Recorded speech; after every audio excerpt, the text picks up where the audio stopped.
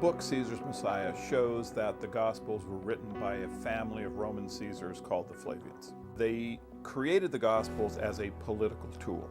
They wanted to create a different version of Messianic Judaism. They had fought against a Messianic movement in Judea that was obviously militaristic and violently opposed to Roman rule. So the Gospels were created to replace that version of Messianic Judaism.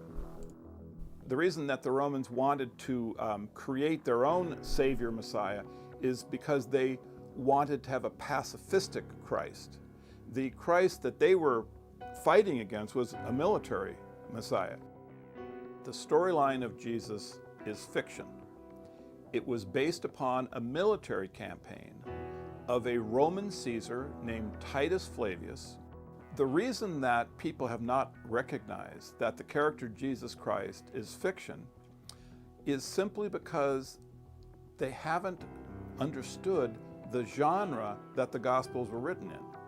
The Gospels are in fact a Roman mockery of a kind of literature that the Jews produced in the first century. And this type of literature is referred to as typology.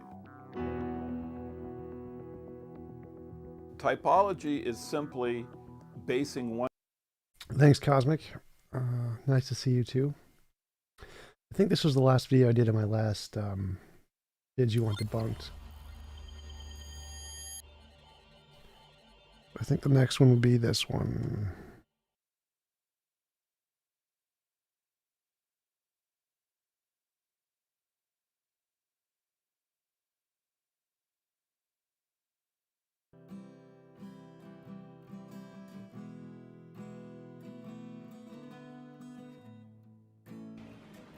I was wrong about the carnivore diet. So back in 2014, I think it was 2014, either 2014 or 2015, I talked to Andrew Scarborough. Andrew Scarborough was dealing with the after effects of a really serious brain tumor. And Andrew used a zero carbohydrate diet as an adjunct therapy for his cancer treatment. So we all know that a ketogenic diet originated as a treatment for epilepsy for children.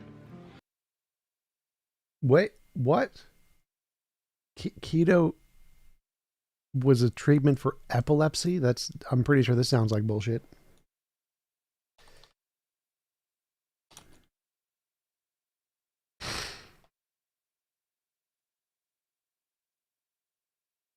Oh no, I guess it's true. A true fact. In the 1920s, was used as a way to treat epilepsy.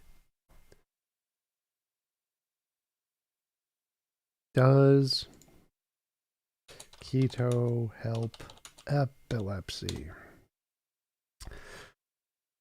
The keto diet has been proven effective over time to help epilepsy. About 40 to 50% of children who start the keto diet have 50% fewer seizures, and roughly 10 to 20% of children achieve more than 90% reduction in seizures.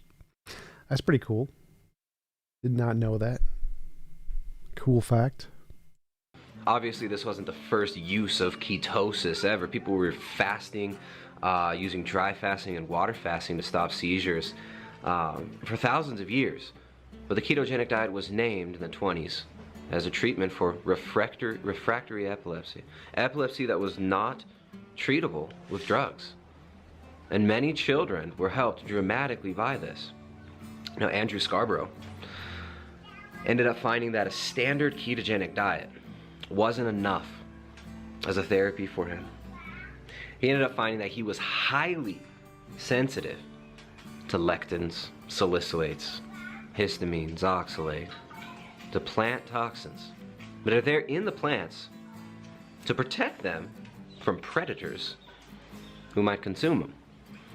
Right? Plants don't want to be eaten, just like humans and animals don't want to be eaten, and they have defenses to protect them from certain organisms consuming them, just like other animals do. Andrew found that these compounds in the plants would aggravate his neurochemistry. He ended up finding that the way that he could completely remit his symptoms, his epileptic fits, and keep stable neurology was through using a zero-carb diet. Andrew was eating foods like liver, like heart, like brain. I think he was really into like lamb's brain. He was using cricket flour. He was one of the first people, he was like one of the first people I think I ever met that was really into eating insects. At the time, he was making cricket bread. I'm not sure if he's still making the cricket bread, but he's still alive with a supposedly incurable cancer. And it hasn't come back, as far as I'm concerned, as far as I know. I'm gonna have to get Andrew back on and talk to him again. But he was the first person that I met personally that was doing an all-meat diet. I had heard about Owsley. They called him the bear on some of these forums. Hey Frank, how's it going?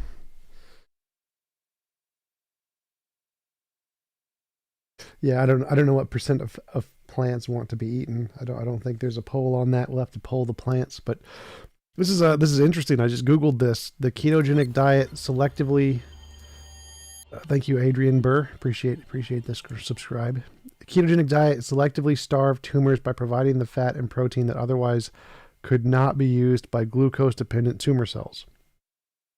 In KDs, the 4-to-1 ratio of high fat to low carbohydrate mimics the metabolic effects of starvation.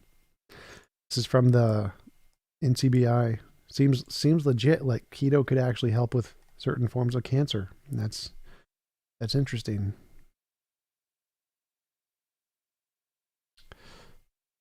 He was a countercultural figure from the 60s. Very, very influential figure who actually used a zero carbohydrate all meat diet as well. But my opinion back then, many people asked me at the time, right? This was 4 or 5 years ago when we first started putting out content teaching people how to do a ketogenic diet. The question would come up very often. Well, if low carb is good, then no carb must be better. And back then I would often give the answer that that is a fallacy. That just because low carb is good doesn't mean no carb is better, right? A lot of us think, all right, well, exercise feels good. How about constant intense exercise? Obviously, there's a dose-response curve, right?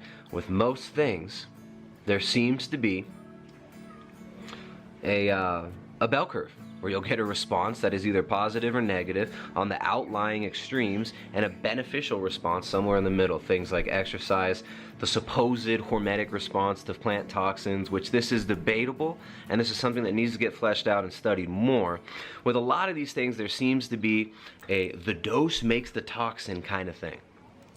I was of the opinion back then that restricting carbohydrates completely and pulling them out of the diet would be kind of silly for most people to do. And I couldn't imagine myself doing it at the time, right? I love avocado, right? I digest avocado just fine. I digest foods like spinach just fine. But what I have come to realize after years of doing a low carbohydrate diet, after years of just figuring out how my body functions best, after years of simplifying the process for me, after working with hundreds, with actually now thousands of clients, both privately and then our group coaching consultations and our keto, and now we had to add the name Carnivore Collective, the Keto and Carnivore Collective, which is our group coaching course that we do online every month, sometimes every other month. In fact, the next session is starting tomorrow, which this video probably won't be out. But the November session is starting now. Sometimes late signups are fine. If you're interested in the Keto and Carnivore Collective, you can check the link in the description. But after working with so many people, what I've realized is that many people, including myself, end up naturally gravitating towards a carnivorous diet after refining their low carbohydrate diet. What I have found is that contrary to my former belief, which I stated many times, contrary to my former belief that it's probably not best to cut out all plants from the diet, I found that my body functions better on like essentially a zero carb diet. I find that if I'm gonna make food, I couldn't give two shits to spend 2 hours preparing some special cauliflower dish, some multi-leveled, multi-layered vegetable plate. I would far rather just throw a steak on and get a nice steak with some butter or something than spend my time making the vegetables. And I don't feel any detrimental effects to the lack of vegetables. Anybody who's been watching the channel has seen for about the past year and a half, my diet has been primarily carnivorous.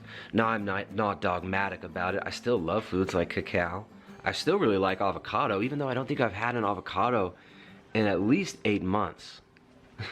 Right? I love 100% raw chocolate. We live in Ecuador. I've been a kind of a chocolate connoisseur over the last decade since moving here. I actually used to work in the export of these organic foods like cacao, so I really do enjoy it if it's quality. But I just don't find myself eating these foods anymore. I don't find myself craving them. I don't find myself desiring them. And when I am hungry, I'm so much more satiated from just animal fats and proteins. Of course, I'm not just eating ribeyes, right? Although there are people out there that are just eating ribeyes bought from the store, not even concerned with grass-fed or with the quality of the meat, and they're doing just fine. So I can't sit here and say, well, you've got to do all grass-fed to be healthy. You've got to do this just like me. You got to do that just like me. Sorry to hear that, Alex. I'm doing okay. I'm doing, I don't know, very melancholy. That's how I'm doing for the most part. Did this guy debate Destiny? See you later, Alexandre. Destiny versus Destiny versus Primal Edge Health. Yes, he did recently debate this guy. You're strawmanning me. I never said it was good or bad.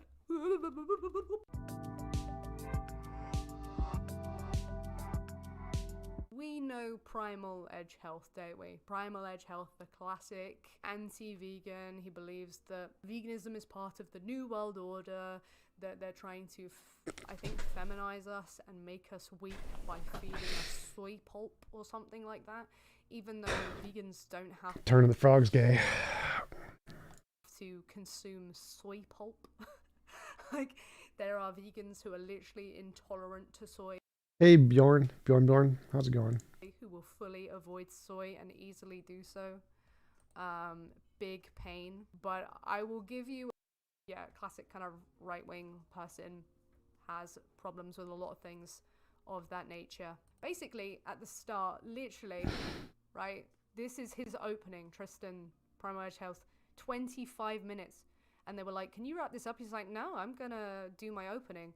And what it was just literally like basically a book review of someone like talking about, you know, the Great Reset or alluding to this idea of the Great Reset. It was really interesting. And then he would get angry at Destiny for asking him, like, well, do you think it's good? Do you think it's bad? He'd be like, I'm not telling you. Like, and Destiny would be like, okay, so you think it's bad? And he'd be like, you're strawmanning my view. I never said I thought it was bad. But then when Destiny would say, oh, well, it's probably a good thing, he was like, how can you think this is a good thing? It was like an actual mess. It's a really entertaining view.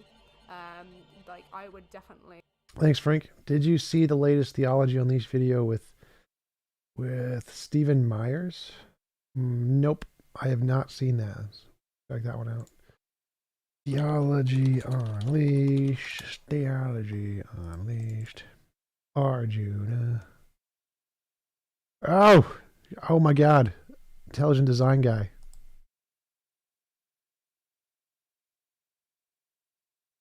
Oh, I know Mark 10. That's cool. Arjuna's getting pretty big. 6K, not bad. Congrats to Arjuna. The channel where Eastern theology meets Western skepticism. I'm Arjuna, and today I've got two special guests on to discuss intelligent design and accusations that it's pseudoscience, as well as the demarcation problem. So Stephen Meyer is the well-known director of the Discovery Institute, as well as the author of his most recent book, Return of the God Hypothesis, and the well-known book, Darwin's Doubt. And Seth Hart has been doing research related to this topic. And I'll hand it over to Seth to get us started. Thanks for coming on, guys. Thank you. Absolutely. Glad to be with you guys. Yeah, Professor Meyer, it's great to have you and great to speak with you. Now, everywhere I go now, it seems like everyone's talking about your book. It's definitely made an impact, especially the provocative title, Return of the God Hypothesis. Would you mind just giving us like an overall thesis? What does it mean that the God hypothesis is returned? Where did it go, and how does it come back? Yeah, sure. The title invites a story, and I can tell that story briefly, and that is that modern science arose in a decidedly theistic or theological milieu, in particular in Western Europe, in the period roughly between 1500 and 1700, but many historians of science push that back a bit further now into the late medieval period, where systematic methods of investigating nature were first developed and then later applied by figures like Newton and Boyle and Kepler and others. And this period of the scientific revolution was a period in which the investigation of nature was seen as a theological project. It was seen as a way of revealing the handiwork and the glory of God. One of the great historians of science, contemporary historians of science, is Rodney Stark, who wrote a wonderful book called For the Glory of... So this argument is a cherry-picking fallacy because they are labeling science arbitrarily as a certain starting point in the Middle Ages, which happens to be in the Christian milieu, as he called it, when really science was started many, many, many centuries before that, all across the world. So this is a cherry-picking fallacy where Christians like to identify one select time period in history which was important to science and what is the precursor of what we label as modern science. But actual science had been started, and the precursor to science had been started many, many millennia before this. So what didn't actually come from Christianity. It's not true. It's just a cherry-picking fallacy. Of God, published with Princeton University Press about the period of the scientific revolution. And these scientists brought to bear decidedly theological presuppositions about nature and about the nature of the divine being in investigating nature, presuppositions about the order of nature, about its contingency on the will of the creator, and especially the intelligibility of nature. They believe that nature could be understood, that it had patterns of order and design that could be understood because it had been made by a rational intellect, and that the same rational intellect had made our minds in its or his image. And then further, once beginning to work on studying nature, many of these scientists also believe that they were seeing evidence of the handiwork of the creator, evidence of design. You see this, for example, in the General Scholium to the Principia, the great theological epilogue that Newton wrote to his great masterwork of physics, where he explicated the theory of gravity. He there develops a very sophisticated fine-tuning argument for the existence of, as he puts it, an intelligent and powerful being. So right up into the 18th century, you have scientists making these design arguments, even into the 19th century. But there's a shift, and by the late 19th century, you've had a series of new ideas and theories about the origin of the solar system, the origin of planet Earth and its great geological features, the origin of life, and the origin of new forms of life, with Darwin's theory of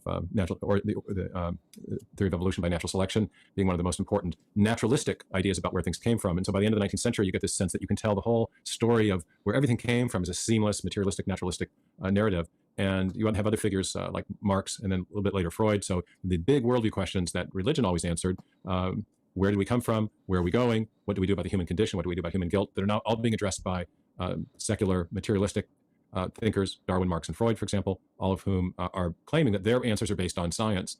And then, so the story of the book is a rise, fall, rise story. Science arises in a theistic milieu. It's the science of the 19th century. It takes a decidedly materialistic turn. But now in the 20th century and 21st century, I guess we're into a new one, we've had a series of key discoveries that are either bringing that theistic perspective back or should be. And in particular, discoveries about the origin of the universe, its fine-tuning, and the intricate complexity, indeed, the informational complexity of living systems. So I tell the story of three big discoveries that I think have collectively or jointly theistic implications. So, Stephen, your work hasn't exactly been well received by the scientific community. Perhaps you could say something about your experiences with some of your colleagues pushing back on your work.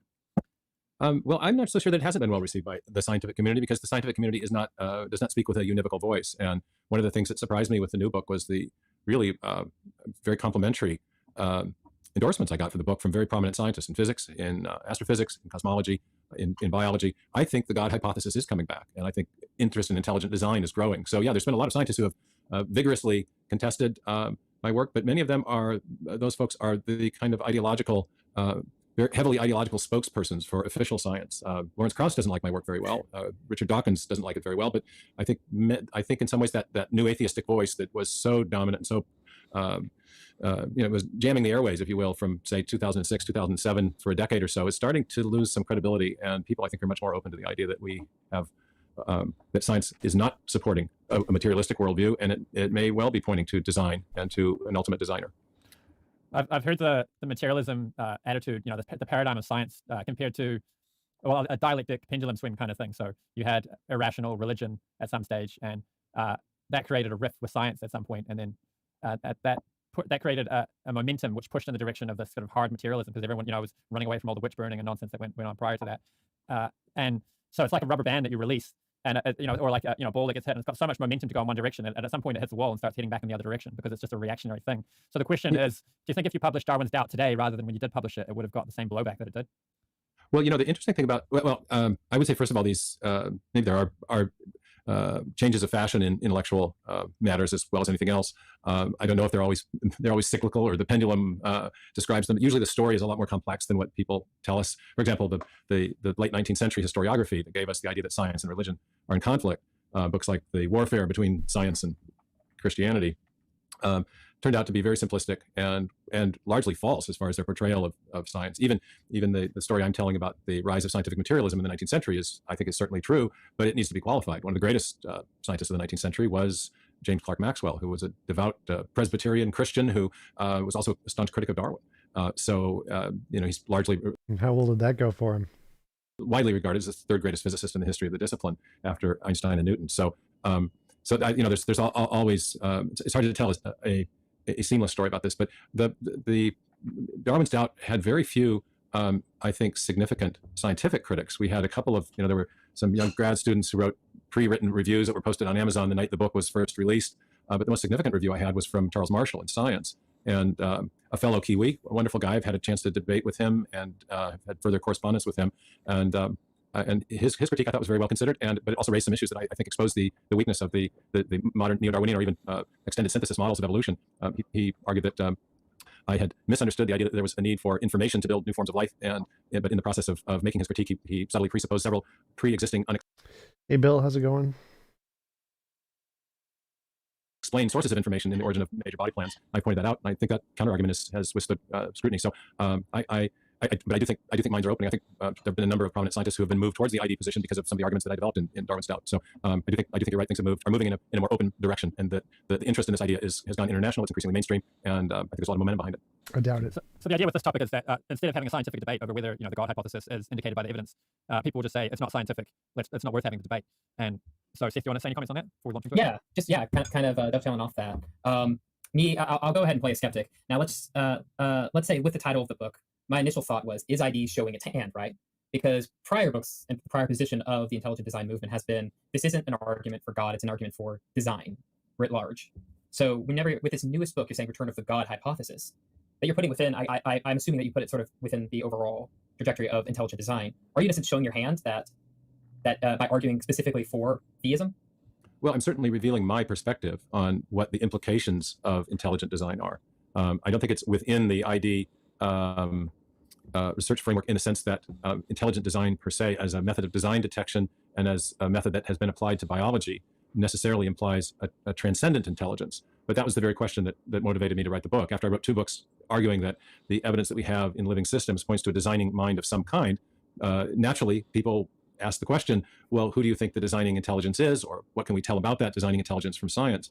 And I was purposely modest in drawing conclusions about that question in the first 2 books, because I think from biology alone, it's hard to answer that question. But what I did in this book was say, I don't think it's impossible to answer that question if we look at other classes of evidence from physics and cosmology in particular. And so I brought to bear those other classes of evidence in assessing that larger question. And that was the purpose of writing the book. I've long said that I thought that intelligent design had theistic friendly implications.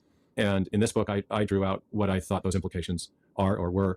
I'm quite happy to say the God hypothesis is not necessarily a scientific hypothesis. If you want to call it a metaphysical hypothesis, I think that's perfectly fine. You'll find in our discussion as we discuss the whole issue of demarcation, I'm very much unconcerned with the question of how we classify ideas. I'm much more concerned with whether or not they're true or likely to be true based on the evidence. So, a lot of people have wanted to kind of motive monger this debate and think that they can settle it by prosecuting someone of having a theistic or theological motive, or for that matter, a materialistic one. I don't think that matters on either side. I think what matters is what does the evidence say and what does our best reasoning lead us to conclude about the evidence. So I'm perfectly happy to allow other proponents of intelligent design to say, hey, we want to, all we're willing to say is that we see evidence of a designing mind of some kind. But I wanted to to answer the question that a lot of people have put to me. What do you think about the question of the identity or attributes of the designer as we can detect them from everything we might want to look at in nature? Right.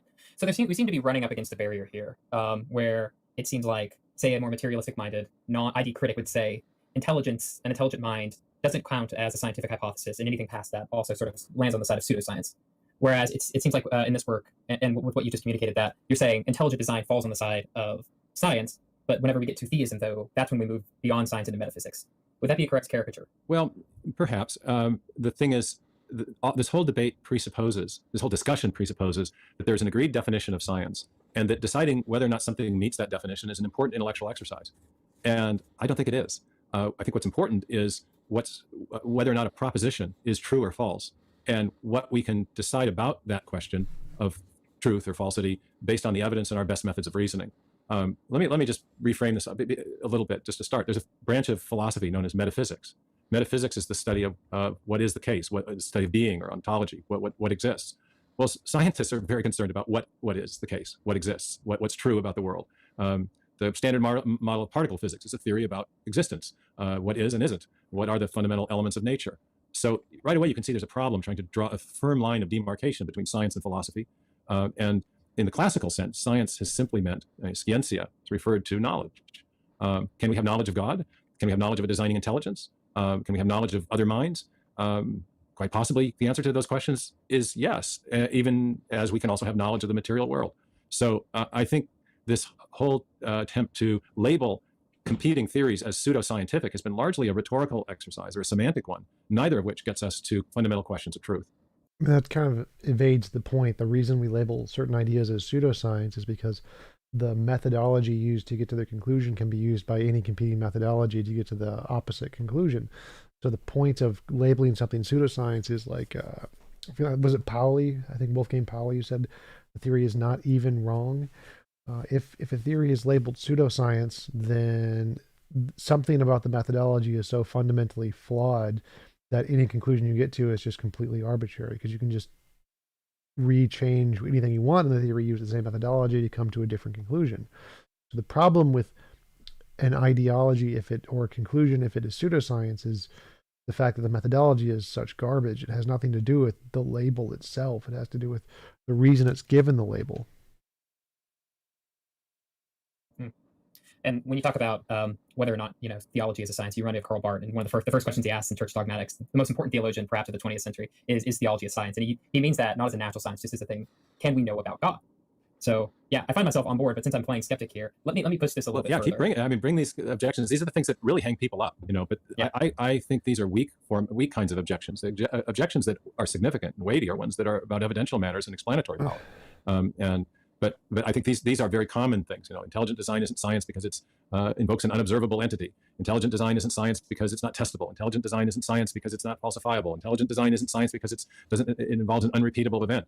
Well, take those one by one, and what you find is that a lot of other things that we think of as science either invoke unobservables or aren't testable in a particular manner, or don't involve repeatable events, or turn it around, there's ways in which intelligent design is quite testable, and testable in the same way as its competing hypotheses. For example, evolutionary theories about the origin of life or the origin of new forms of life. So I've written a piece called The Methodological Equivalence of Design and Descent, where descent is the shorthand for Darwinian evolution, showing that both of these theories fail to meet rigid standards of scientific status that apply to, for example, bench science, where you're repeating experiments under controlled laboratory conditions, but both meet standards of scientific methodology that are appropriate to historical inquiries about causal origins of events in the remote past. And that's another reason why drawing a firm line of demarcation between science and non-science, whether you want to pejoratively label. I have a inkling that the reason these guys are both theists is because Stephen probably would not have agreed to do a debate on this on Arjuna's show if he was against an atheist or someone who actually ardently disagreed with his position. So I think that the reason this is a theist versus a theist debate, and he's just pretending to be an atheist, is that the only thing Stephen would have agreed to. But yeah, they haven't actually brought up any actual evidence here and no actual points so far. They're just asking the same straw man questions that don't really address the topic, and then he's just knocking down those straw men as if they have anything to do with the topic. So it's really interesting to me that these two theists are not really engaging with the criticisms. They're just kind of brushing past them. Well, that pseudoscience or philosophy or religion or something else, why those attempts to demarcate failed, because there isn't just one method of scientific reasoning. We have historical scientific methods of reasoning. This has been a major focus of my work, that are very different from, or in some ways different from, the kinds of historical or methodological protocols that are used in experimental sciences. This is a false comparison. Like it doesn't matter. Like there are many different ways of doing science. That's fine. So it doesn't. The problem here is that all of those other ways of doing science are still logical. They're still coherent. They're still meaningful. They still lead to conclusions based on evidence. They're not overtly fallacious. Like if your methodology is overtly fallacious, then it's a false comparison to say that yours is like those other kinds of science. It's not like you're making up a new kind of science if you have something like logical contradictions in your theory, where you have conflicting mathematical statements, conflicting mathematical models, where one of the main criticisms of Meyer's work is that he conflates Kolmogorov complexity and I think it's Shannon complexity. Like if you just get the variables wrong, this isn't a new kind of science. It's pseudoscience. Pseudoscience is the correct word here for it. So it seems again like Stephen's deflecting, trying to evade the issue by saying, oh, well, there's lots of different kinds of science. So my overtly fallacious methodology can be science too, when it can't. You have sciences of classification, you have sciences that are purely theoretical, you have sciences that are attempting to establish causation, you have sciences that are attempting to formulate general laws. General laws and causes turn out not to be the same thing. So you've got multiple modes of scientific reasoning. And when you try to define science with a singular methodology, or by reference to a singular methodology, you end up inevitably. The singular methodology here is not overtly fallacious, not self-contradictory. That would be the methodology we're leaning towards here. Yours isn't that, because it's the opposite of that. Yours is as much of a science as homeopathy is a science. Leaving out things that we already regard as scientific. So it's a bit more complicated question than people typically assume. Usually what philosophers of science are now concluding is that the attempt to use demarcation to settle issues is largely a rhetorical strategy that is not supported by good, rigorous analysis of the way science actually works. Right. So if you want, actually, let me wage this against you first. Full disclosure, I am a Firebindian. I am sort of against method. Any sort of established method. I think liberating science is a key. But I know for a lot of people that's a huge hiccup. The idea that science doesn't have a sort of univocal method that you can use across each of the different various disciplines of the natural sciences. How, if we're to take these philosophers of science seriously, how do we not end up with just chaos, and that we're allowing in alchemy or astrology or anything else just can become various forms of science? Well, again, the key word there is allowing in. What are we allowing into? The reason we don't think alchemy works is that there were experiments about alchemy and the results didn't turn out. So it wasn't that it was pseudoscience, it's that the evidence showed that it was false. Now, if by pseudoscience we mean the evidence shows that something is false, that's a very tractable claim to analyze. But usually when people invoke the term pseudoscience, they mean it doesn't qualify as science according to some abstract definition that also relieves us from the necessity of investigating by reference to evidence whether or not the theory is false. Well, so that would be wrong here. Like, even if you classify something as pseudoscience, that doesn't mean it's not worth investigating. Like, if you just said you had visions of a magic 8-ball giving you an answer and it told you the lottery numbers for the next 500 lottery things, and that's worth investigating. Like, you can still have evidence of that, novel predictions that can still be indicated, that can still be supported, even if it is pseudoscience. So pseudoscience doesn't mean it's necessarily wrong in every instance. It just means it's most likely wrong because there's no reason to believe it's true. But if you can show a different methodology, that's fine. But you have to do it first. You can't just claim you're right with no evidence. Can tell because it has certain features that mean that it's inherently unscientific, that it's unscientific by definition. But to make that kind of a claim, we have to have a definition of what we mean by science. And no, Jin, the aether was debunked. Completely debunked. It's not, the aether is not the same as empty space. Not the same. The definitions that have been offered in the enterprise of demarcation invariably fail to discriminate the inherent scientific status of competing theories. What does discriminate the truth or falsity of those competing theories is an analysis of the evidence in accord with some set of established methods of reasoning or protocols that apply to specific disciplines. But the problem there is that many of those specific protocols or methods are different from one discipline to another, and so they don't lend themselves to a single methodological characterization of science that would in turn allow us to apply a definition of science across the board. Not logically contradictory. That's the key one here. It's got to be not logically contradictory to count as a method of science. So yours is intelligent design is kind of out, not correct on this one. In a way to settle debates. One of the I'll let you talk. I'm going on. These are subtle philosophical issues that require longer answers than is normal in an interview. But you guys are asking great questions. So I was just going to say one question is, even if we did work can figure out that we were happy to call alchemy pseudoscience, does that mean we think nobody should have ever investigated the possibility of alchemy? It's pseudoscience. Don't look at it. Don't experiment. It's not scientific. It's not worth our time.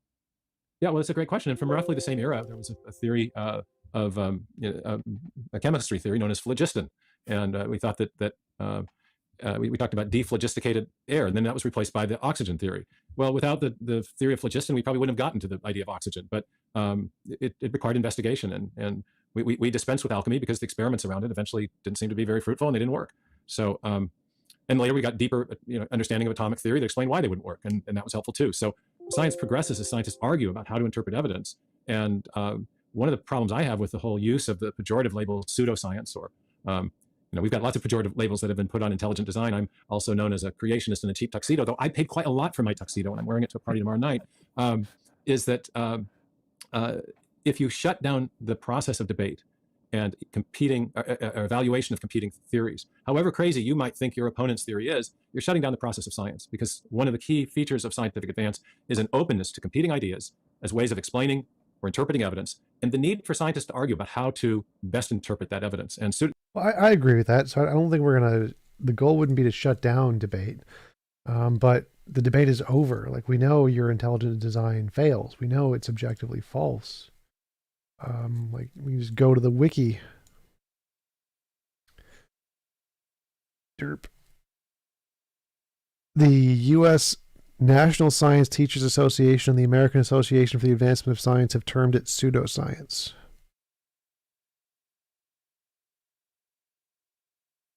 The U.S. National Academy of Science, the largest, most prestigious scientific institution in America, has stated that creationism, intelligent design, and other claims of supernatural intervention into the origin of life species are not science because they are not testable by the methods of science. National Academy of Science, 1999.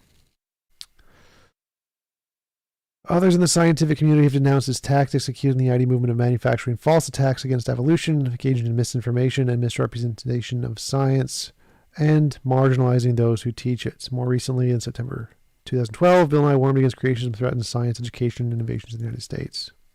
So the problems here are the false statements of intelligent design. So it's using false information, which has been proven false, to critique evolution with false critiques, and then using those false critiques as a basis to try and justify some alternative conclusion, which fails.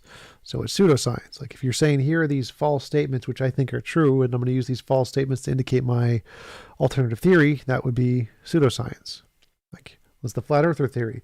NASA's pictures are all photoshopped. Haha, so the earth must be flat because NASA's pictures are photoshopped. It doesn't work that way. Even if all of the evidence was wrong, which it's provably not, that wouldn't be indicative of the intelligent design movement.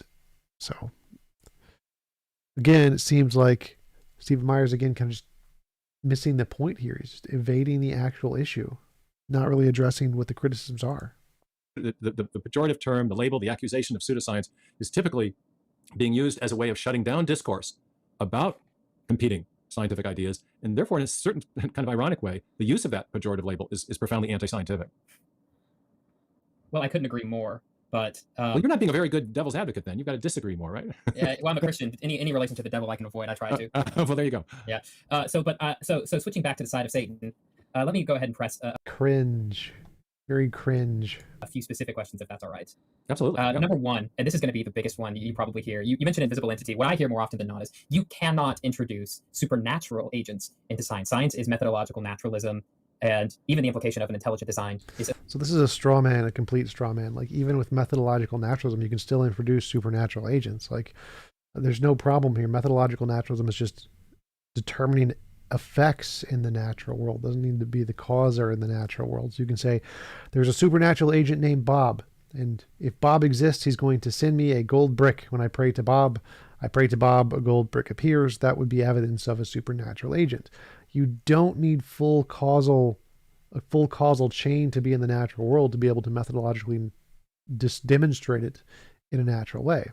So if there's a natural consequence, like a gold brick appears in front of me, and that gold brick can be tested and repeated, and we can give more gold bricks by praying, that would be good evidence for the Bob hypothesis, even if it's supernatural.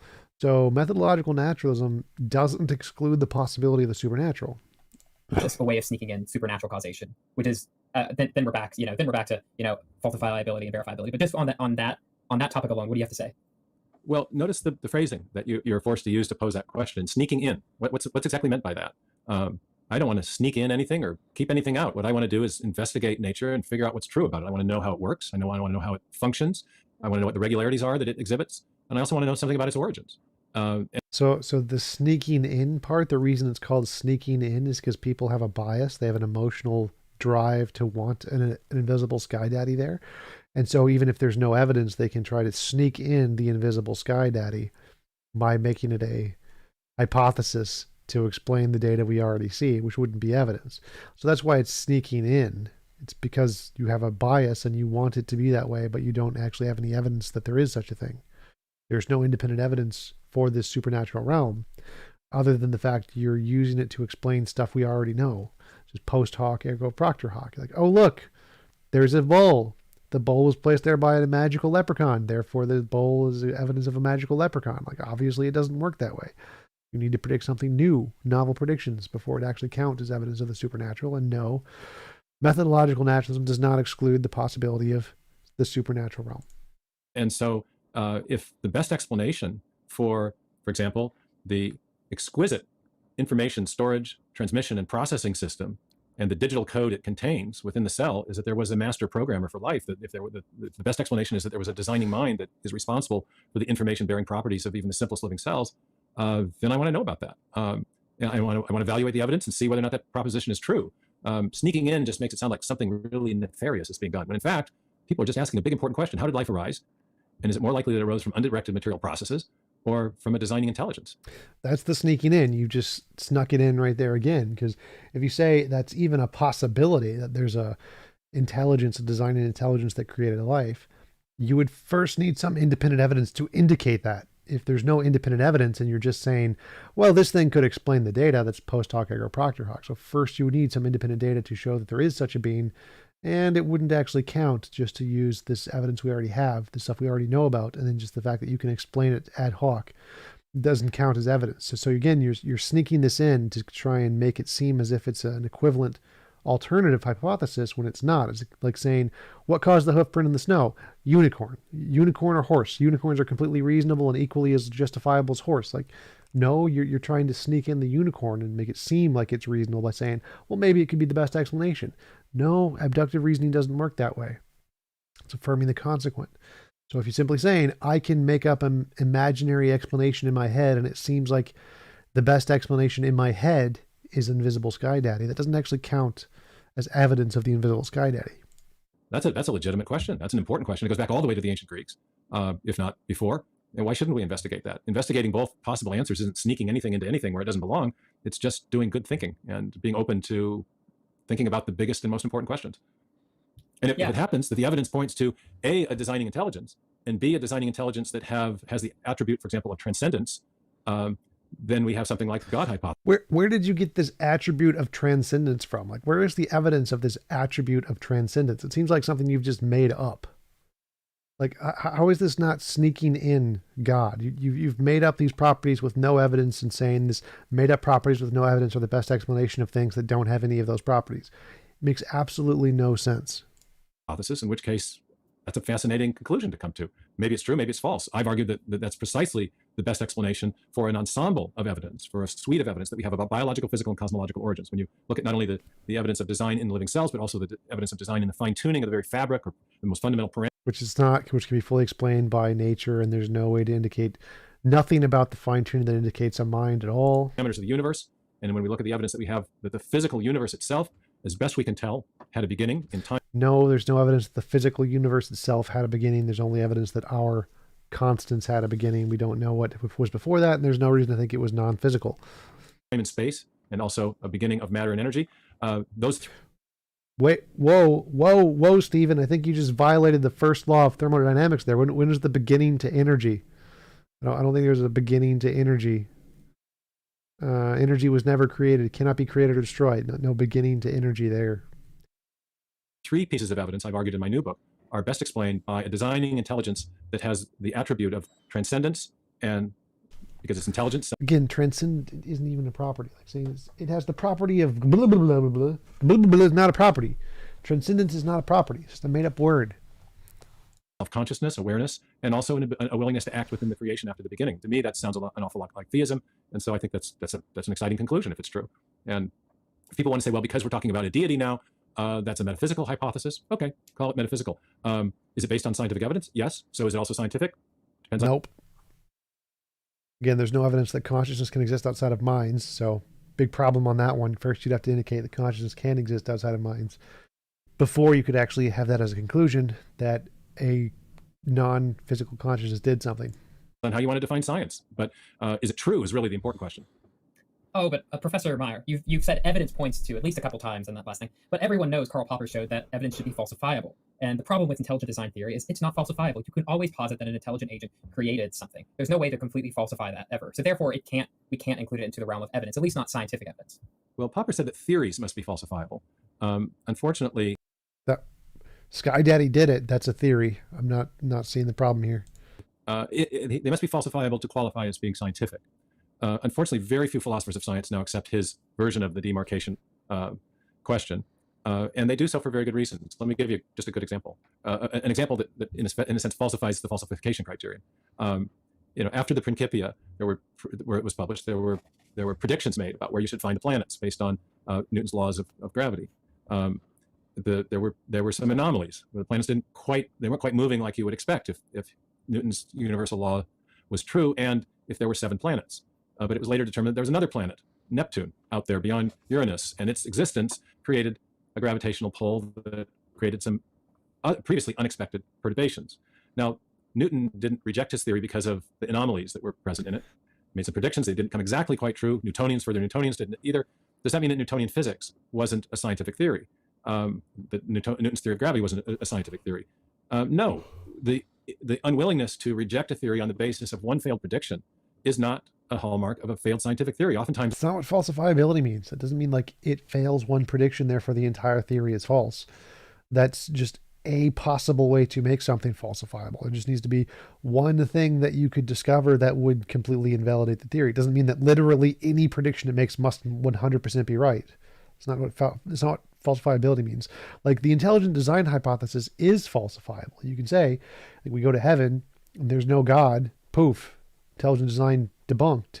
So it is possible to falsify it. It's maybe not with our current means, but falsifiability doesn't mean every single prediction must be exactly correct. It's not what it means. Auxiliary hypotheses can be added to an original theory to help account for the data that weren't present before, and oftentimes there are good reasons to accept the auxiliary hypotheses.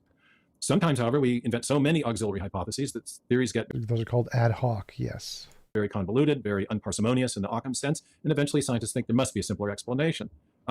Is that an example of Popper's idea of falsification? Well, not exactly.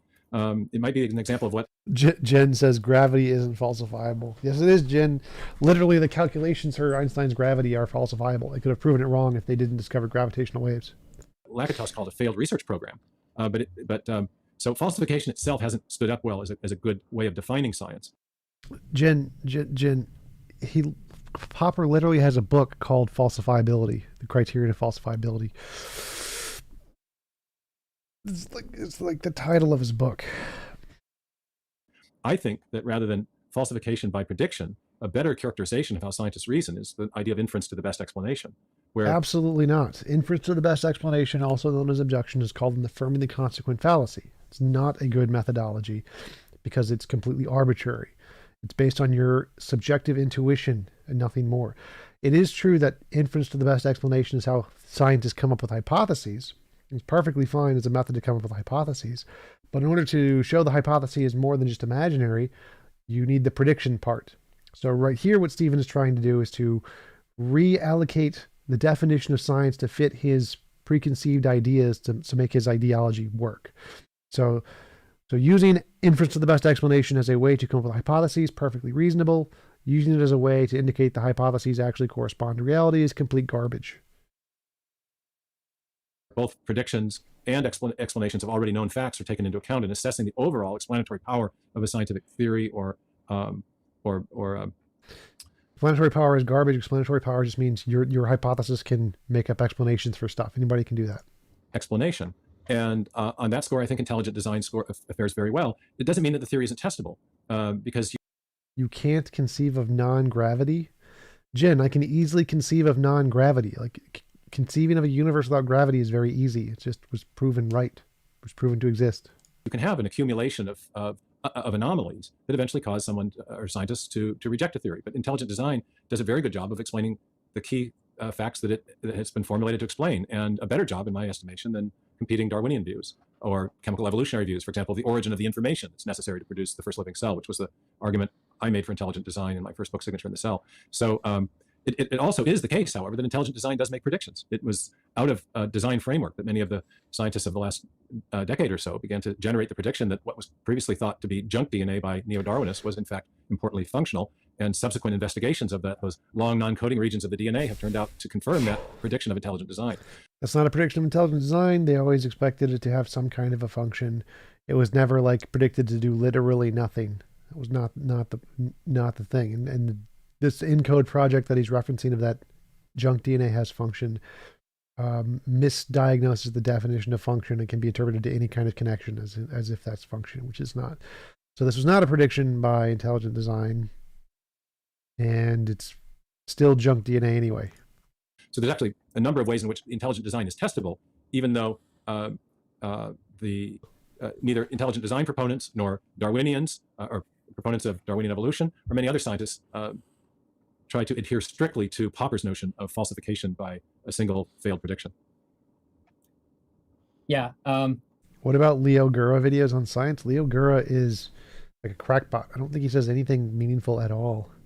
But send me a link to one of his videos and put it on the list of vids you want debunked. So I can do it when we get to that one. As Arjuna will know, I've used that exact Newtonian illustration in a previous video that I've had with him as an example of why falsification doesn't work. I've also used an illustration of the hypothesis all metals dissolve in some sort of acid.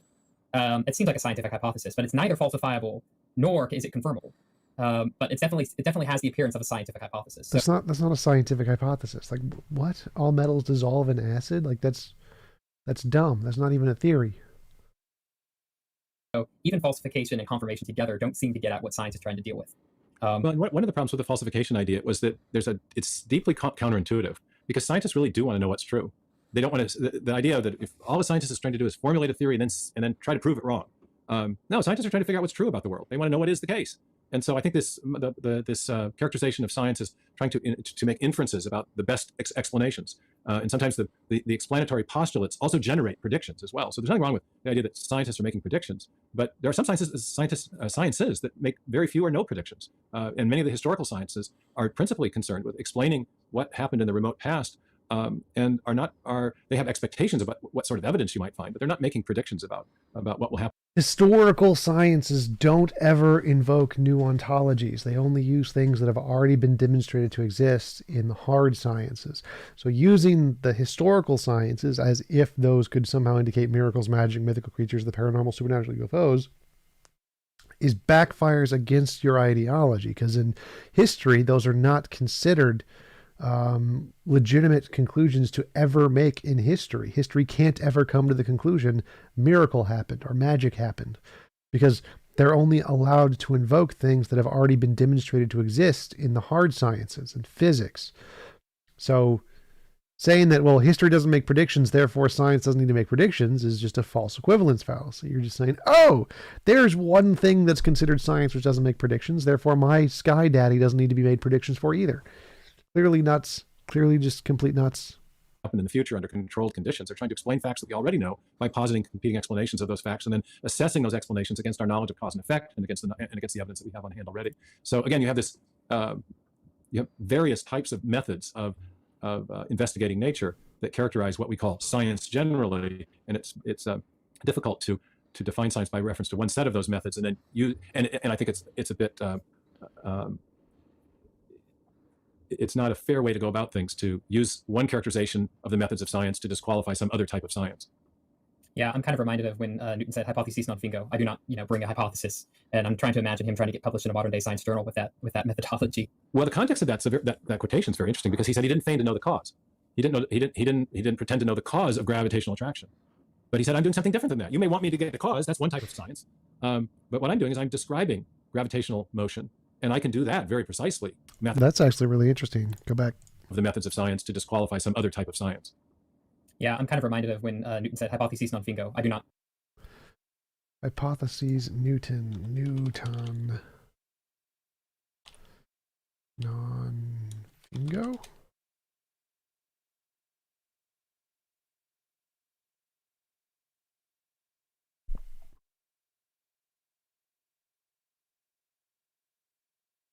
That's really interesting. I like this, hypotheses non-fingo. I had not heard of this before.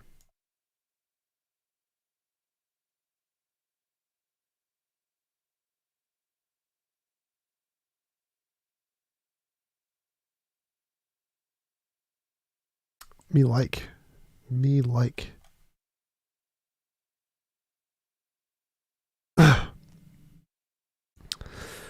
In the 1999 translation of the Principia, Newton's remarks as follows. I have not as yet been able to discover the reason for these properties of gravity from phenomena, and I do not feign hypotheses. For whatever is not deduced from the phenomenon must be called a hypothesis and hypotheses. Whether metaphysical or physical or based on occult qualities or mechanical, I have no place in experimental philosophy. In this philosophy, particular propositions are inferred from the phenomenon and afterwards rendered general by induction. I like this.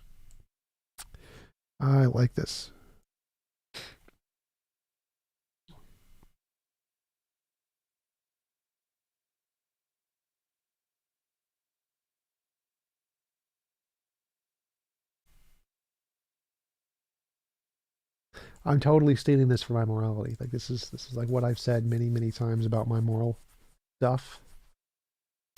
So I need to save that for my morality. Hypotheses non-fingo.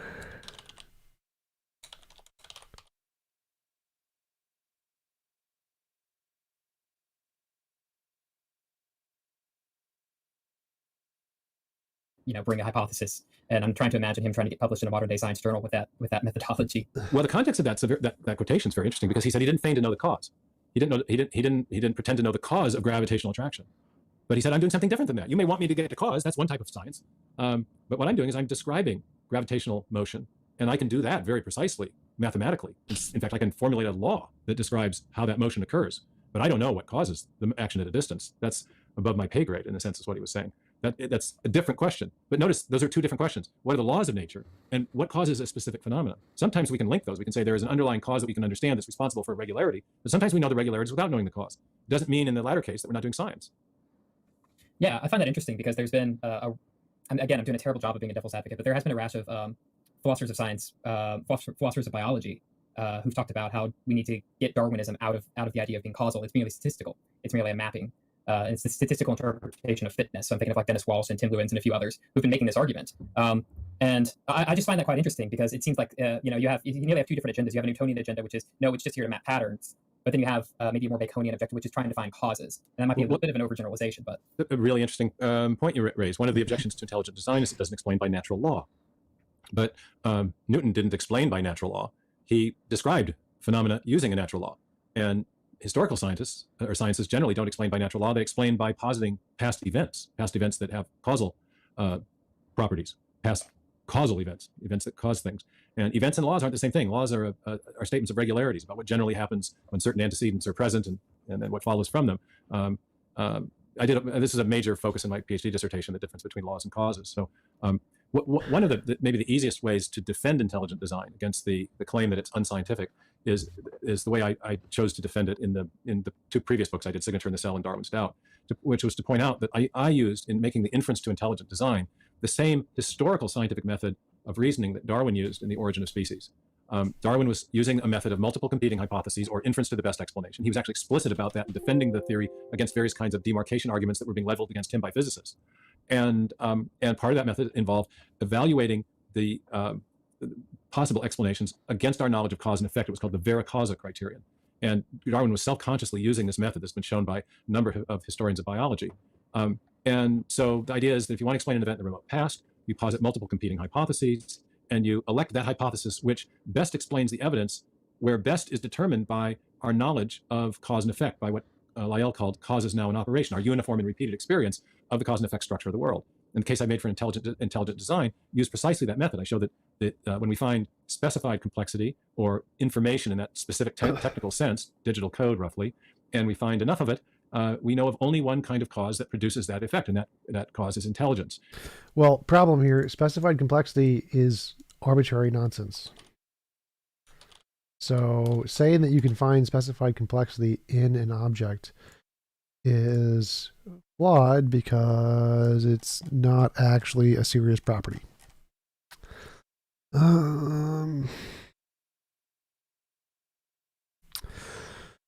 The soundness of Dembski's concepts of specified complexity and the validity of the arguments based on complexity are widely disputed. A frequent criticism, see Ellsbury and Shallett, is that Dembski has used the terms complexity, information, and improbability interchangeably. These numbers measure properties of things in different types. Complexity measures how hard it is to describe an object, such as bit string. Information is how much uncertainty about the state of an object is reduced by knowing the state of another object or system, and improbability measures how unlikely an event is given a probability distribution. On page 150, there's no free lunch. Dembski claims he demonstrates the thesis mathematically. In this section, I will present an in-principle mathematical argument for why natural causes are incompatible in general complex specified information. When Telegreen investigated Dembski's law of conservation of information using a more formal approach, he concluded it is mathematically unsubstantiatable.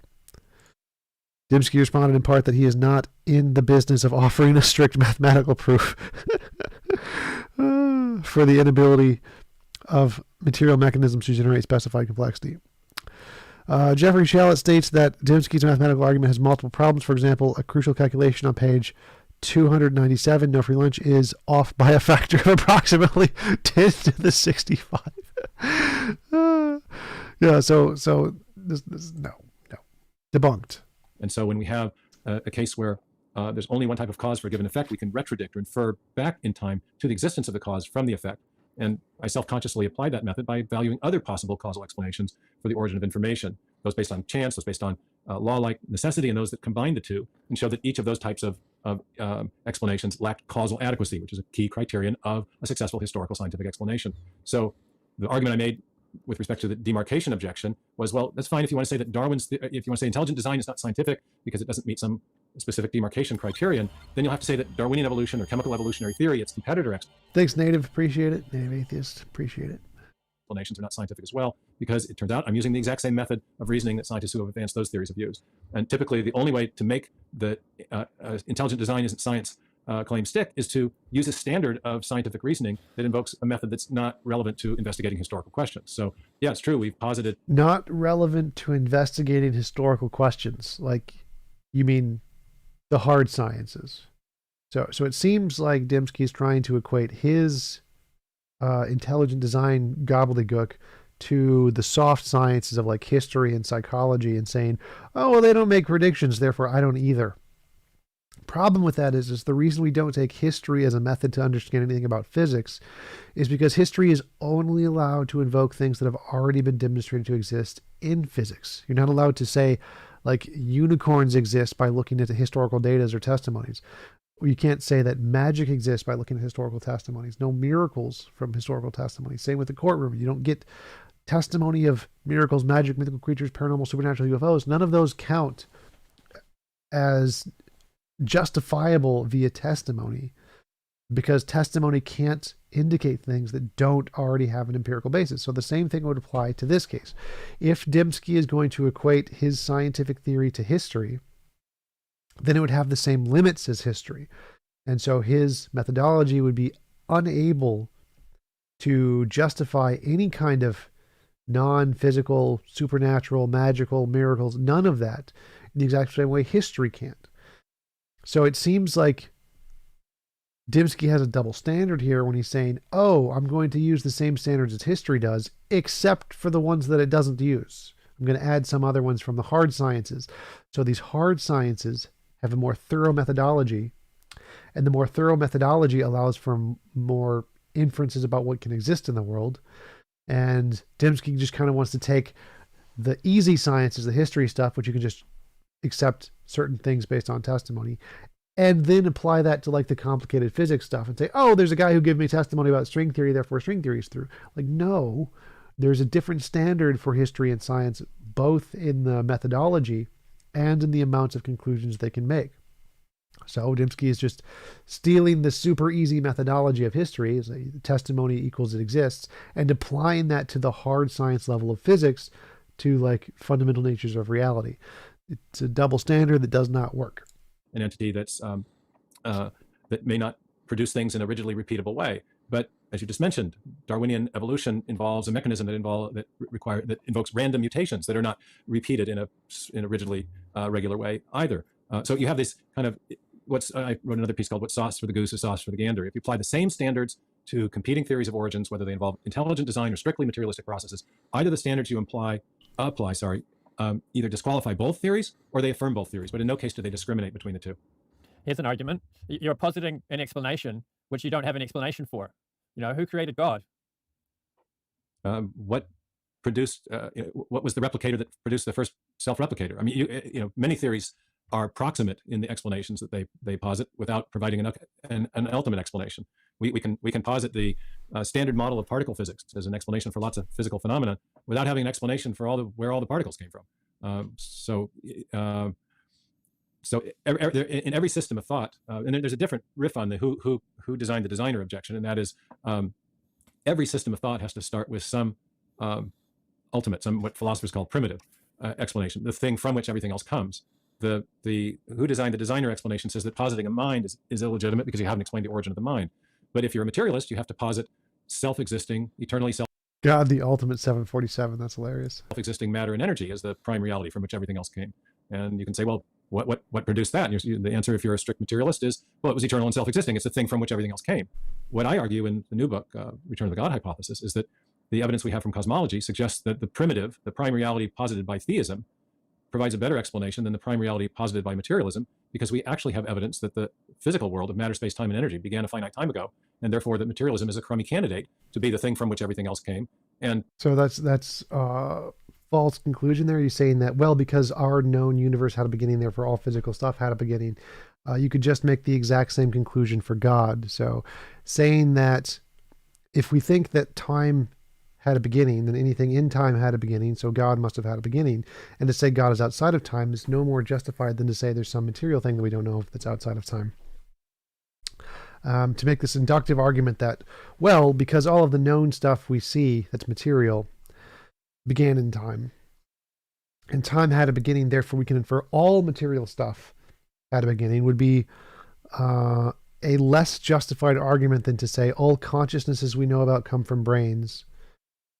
God is supposedly have a consciousness, therefore God must have a brain. So if you're using this inductive reasoning that, well, most material stuff we think of or know about, all material stuff we know about is in time, and time had a beginning. And the same justification applies to the mind, like all minds we know about are material. So if God has a mind, it must be material too. So if you think this is justifiable reasoning, it would apply equally as well against the design hypothesis, or better against the design hypothesis. In particular, that we have evidence that suggests that it wasn't here eternally, that matter and energy were not here eternally. One way I've heard described is that materialists attribute inconceivable potency to matter, whereas theists attribute inconceivable potency to God. And I guess the question is, where does the point? Where does the evidence point? Yeah, and exactly. But notice there's an equivalency there between materialism and theism, because they're competing explanatory systems of thought. You could call them worldviews or metaphysical systems of thought. You don't want to call them scientific, that's fine.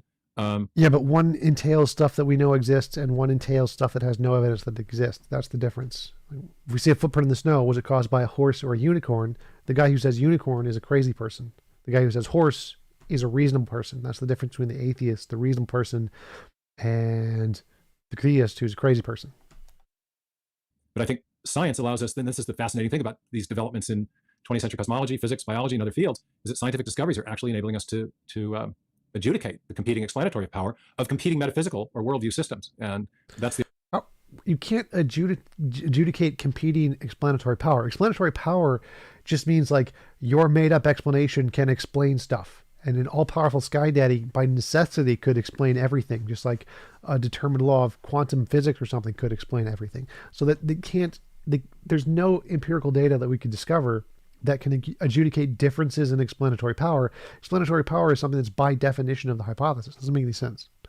The argument that I develop a way of doing that in the new book and argue that theism provides the best overall explanation for these big discoveries we've made about biological and cosmological origins. Yeah, and I just wanted to add, even on a more local level, I'm just thinking, where did birds come from? Well, they evolved from theropod dinosaurs. Well, you can't say that because you haven't told me where the theropod dinosaurs came from. Well, they evolved from archosaurs. Well, where did they come from? And if you take that logic consistently at all, you would need to have a full explanation of everything before you even had a single explanation of anything, really. Right. Yeah, but so Arjuna's argument here wasn't the best phrasing of what the goal of the argument here.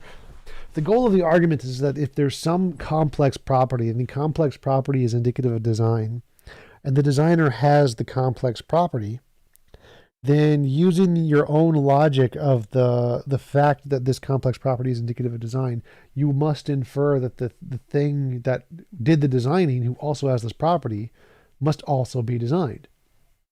So the argument is self-defeating in that if you say some property of complexity requires design, and the designer has some property of complexity, then the designer must in itself be designed. This is the whole point of this who designed God argument, is to show an inconsistency in the theistic argument. The property they think is indicative of God is also in God, so it must be indicative of a greater God, which shows that the property that they're using as a basis of their evidence is an arbitrary thing that they're just labeling as there and saying that, well, if this exists, it must indicate a God, but we can terminate it at some point. Like it's not a good argument. And the thing is, in other words, there's so many counterexamples to that alleged demarcation criterion. If applied consistently, it would disqualify most of science, not just the theory of intelligent design. Yeah, my experience with the demarcation problem debate is it's a nice kind of invective to throw around in order to stop having a debate. You just give a dog a name and hang it kind of thing in order to avoid having the debate. But when you actually examine it, you're like in analytic philosophy, you need to be very precise in your definitions of things so you can know what you're talking about and examine, is this idea coherent? Does it stand up? And when you do that with these demarcation problem arguments, you find that they have no substance at all. It works as long as you don't question it, but as soon as you try to define it with precision, you find that there's no substance there. The whole thing falls apart. That's very well said, Arjuna. And invective, that was the word I was looking for a minute ago. That's how it's used as invective. That's exactly right. So it's a cudgel with which to bludgeon your opponent, but it doesn't. But the same cudgel can be used to bludgeon the person who's doing the bludgeoning. So it's best that we just set those down and have a serious and respectful discussion about what's true. I do. I want to throw this way, and I apologize ahead of time, but this will come up if I don't bring it up. Well, we talk about competing explanations, and on the one hand, we do have. I mean, we'll be overt and we'll say we're appealing to an intelligent design and being God. And on the other hand, we have a naturalistic hypothesis. Well, even if God can explain something, he can always explain everything. God is a sort of universal explanatory mechanism that can always account for everything.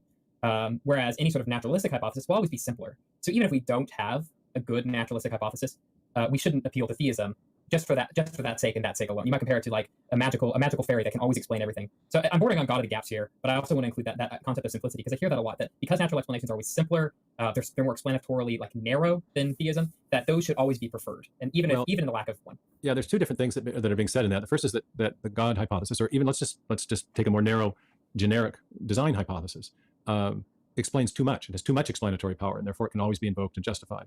But then there's also the question of simplicity. Let's take the simplicity or parsimony objection first. One of the key arguments I make in the book is that modern scientific atheism or scientific materialism is starting to get very weird in the Occam's sense of unparsimoniously weird.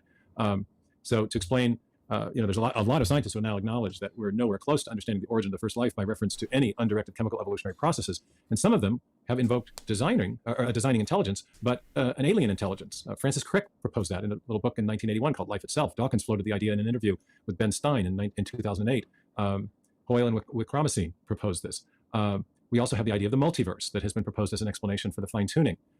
We have cyclical conformal cosmology models positing an infinite number of previous cycles of the universe, or an infinite number of future. And all of these are still simpler than an infinitely all-powerful, non-physical mind that can create infinitely many universes. Like, complaining that this is like ridiculous because science is positing all these things, and the more things you posit, the less simple it is. Your sky daddy is infinitely more complex than all of these things. So by your own metric, your own theory fails and is more complex and is more ridiculous than all of those combined. The multiverse, string theory, the many worlds, all of those combined is still less ridiculous than the invisible sky daddy that can create all of those things.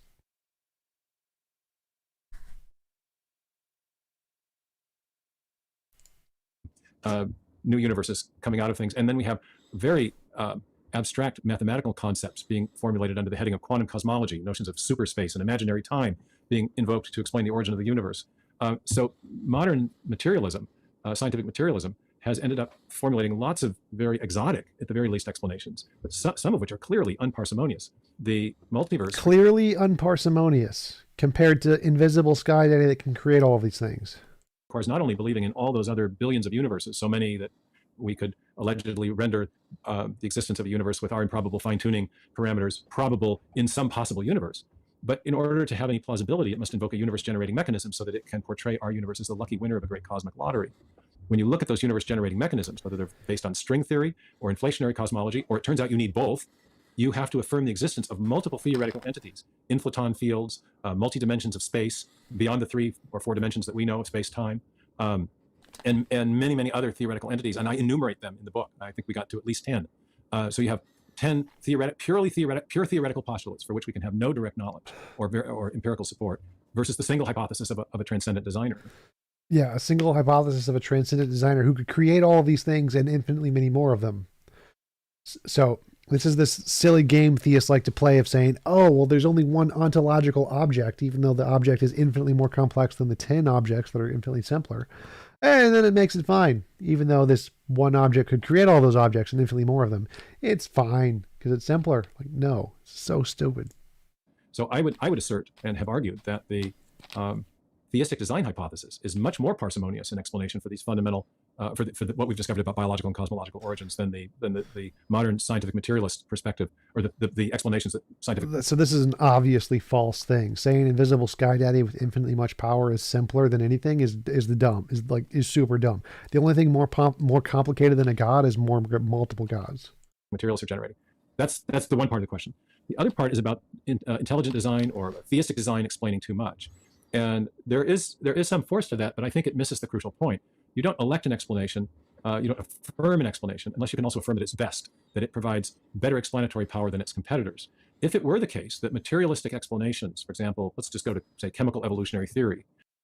I think one of them is like wheezing in the background. I can hear their voice. If a materialistic explanation for the origin of the information necessary to build the first cell was sufficient, if we had a known naturalistic way of generating information and informational codes and processing systems, then the postulation of intelligent design would be superfluous. It might still be a possible explanation, but we couldn't conceive of it as the best explanation. So it's not the case that intelligent design or even a theistic design hypothesis will always be the superior explanation. That depends on the evidence. It's always a possible explanation, but whether or not it's best does depend on what is contingent on the evidential pattern, the fact pattern that we have in front of us, what we observe about nature. So it's not tautological, which is, I think, the sense of the opposition, or which is the force of the objection that you're formulating. It really depends on the evidence. And the argument that I made is that the evidence supports both intelligent design simpliciter, intelligent design of in one context, a designing mind of some kind, and in a broader context, a theistic designer. So if I could, I don't understand how that's tautological. How is that saying the same thing twice? What?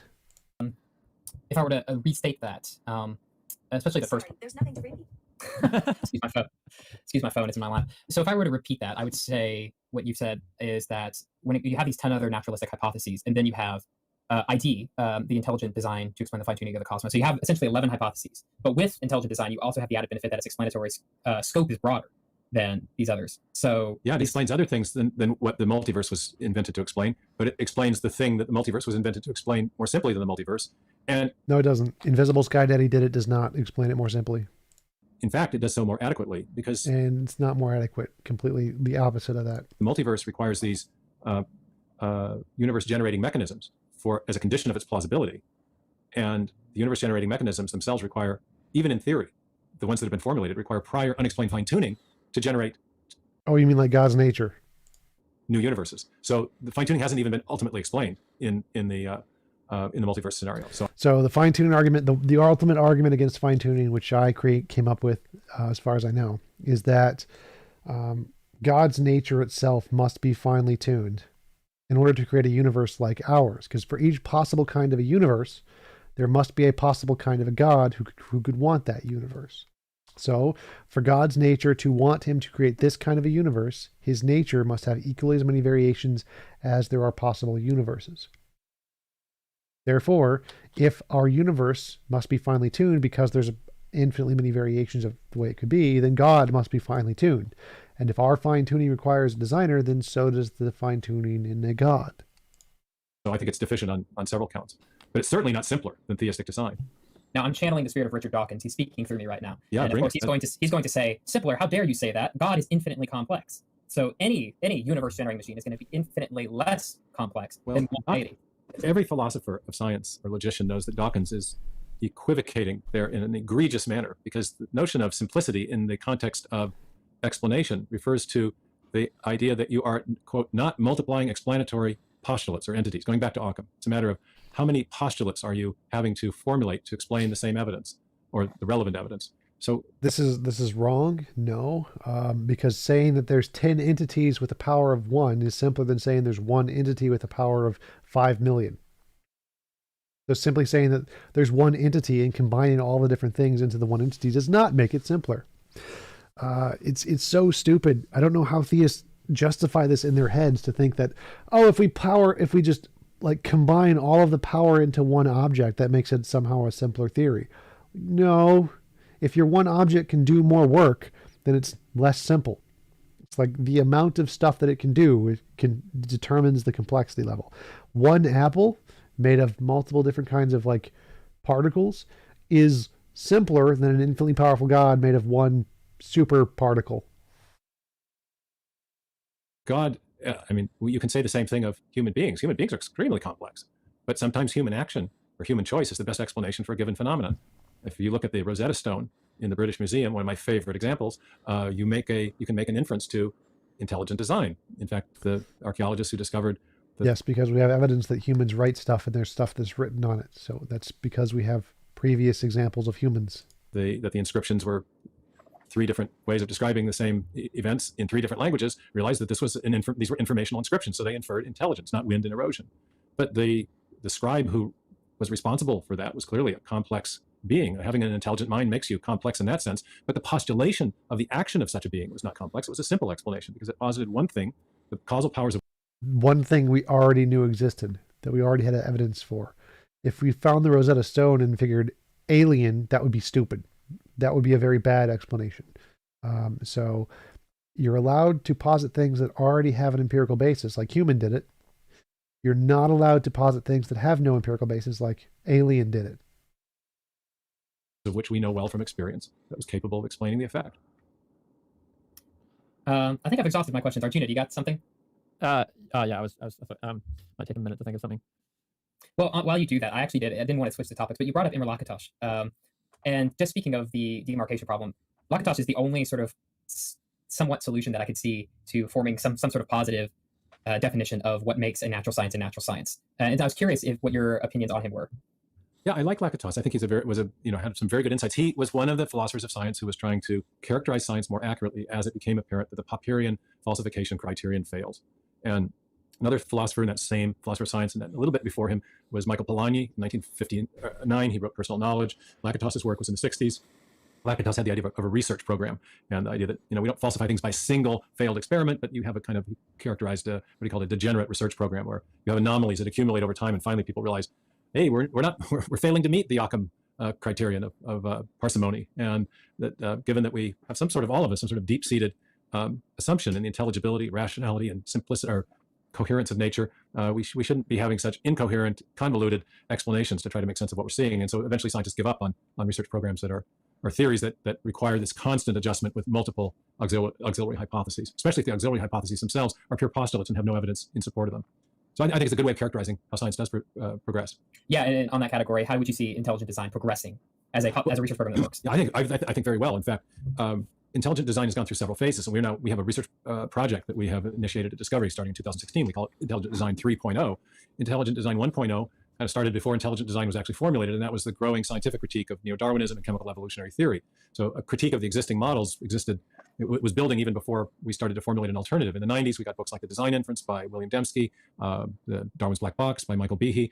Some of my books, The Signature in the Cell and Darwin's Doubt, came a little bit later, but they were all kind of trying to do the same thing, which was to show the explanatory power of the design perspective vis-a-vis facts that we already had on the table, facts that were anomalous from within a neo-Darwinian or chemical evolutionary approach to biological origins. So again, post hoc reasoning. So you're looking at facts we already know about and saying, I can explain these in a different way, which anybody can do. You can say that the matrix will explain them all in a different way.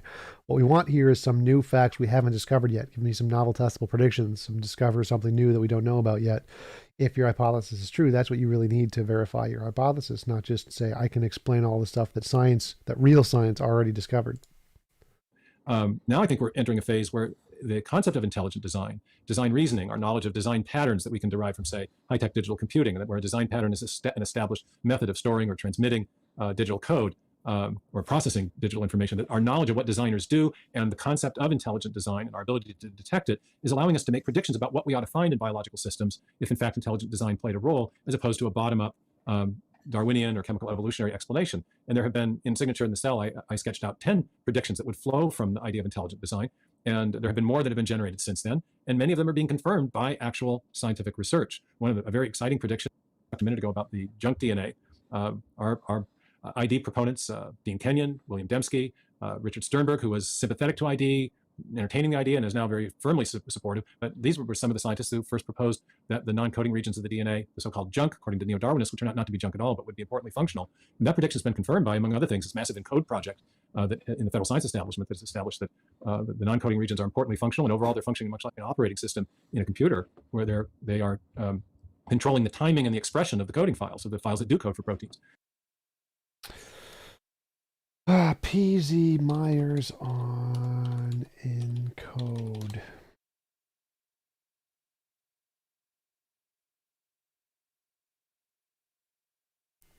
Videos.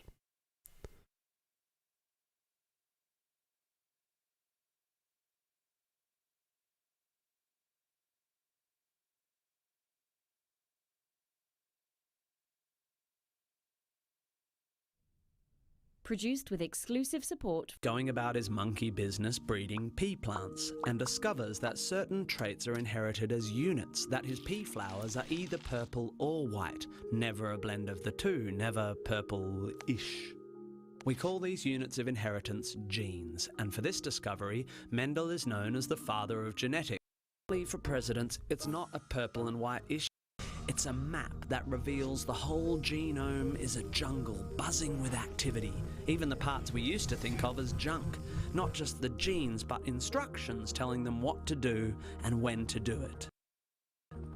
People and disease.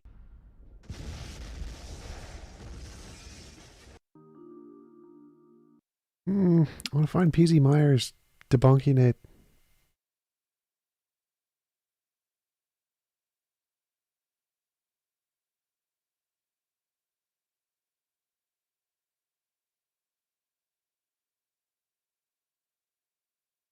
He shooed me off the stage and made me feel bad. She's holding up the show.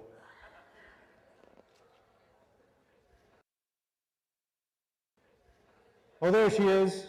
Okay.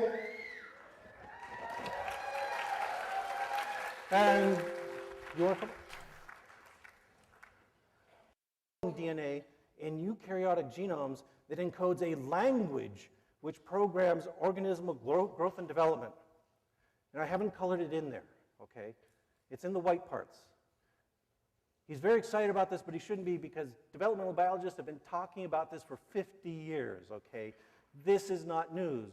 We've known this for a long time. What kind of language is encoded there? Well, okay, I'm gonna dazzle you with some complex diagrams here. This is a kind of standard developmental diagram of a bunch of interactions in a really interesting organism. This is in the nematode worm, C. elegans. And what this is, I know you're going to be thrilled at this. This is the recipe for making a vulva. Okay. Which is really cool. It's one of the most thoroughly studied organs ever. Who'd have thought it? Anyway, yeah, worm vulvas are exciting things. I could spend hours staring in the microscope at them. What this is illustrating is that there are these different genes that play a role in building the vulva. For instance, there's one up there called VUL. That's short for vulvaless. And this is a tragic mutation because if you mutate that gene, no vulva forms. And instead you get this kind of Barbie doll sort of nematode. And it's even more tragic than that because it turns out that nematodes can self-fertilize. They don't need to have sex in order to get pregnant. And so you've got this poor nematode with no vulva, and she impregnates herself spontaneously, and she starts filling up with little babies and getting bigger and bigger, and no way out until they rupture mom and explode her, and then they escape. Isn't biology cool? Okay, yeah. Anyway.